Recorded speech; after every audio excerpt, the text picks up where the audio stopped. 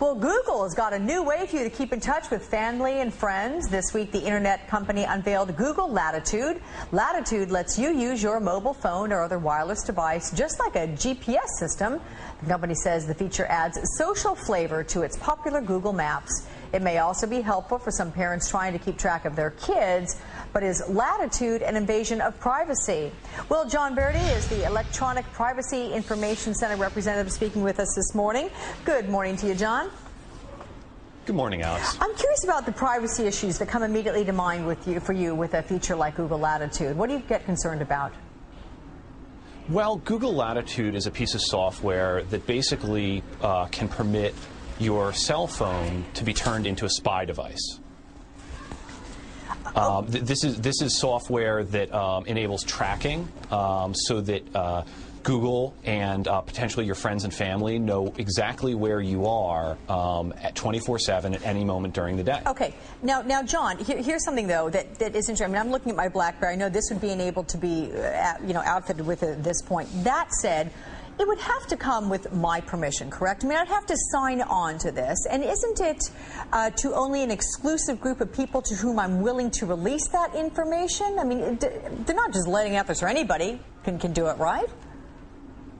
Well, the system, the way it's set up right now, is certainly opt-in, and you do have to opt into it and sign up for it, which is a good thing. But I think that there are very real privacy risks to Google Latitude that users aren't necessarily aware of.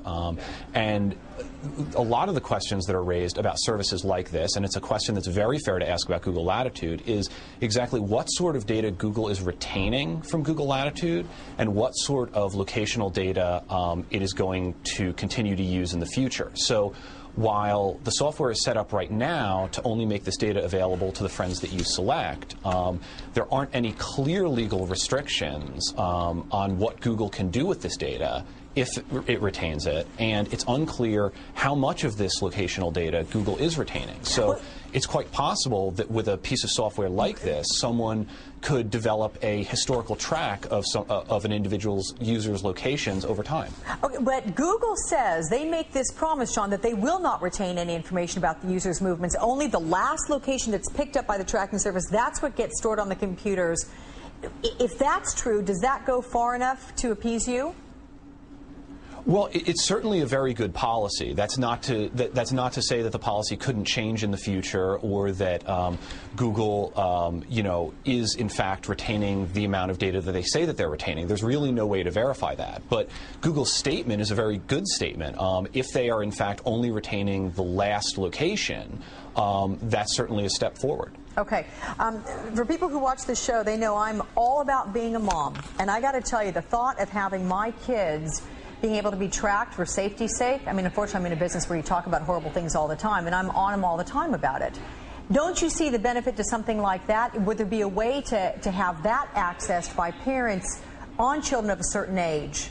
And would that be something that you would support? Well, certainly it would be a useful tool for individuals to track the locations of their children, to track the locations of an elderly family member with that family member's consent, and to show their location to their friends, which is really the way that Google is pitching this service. All of those seem like perfectly legitimate uses, but they do come with very serious privacy risks. And I'll give you an example.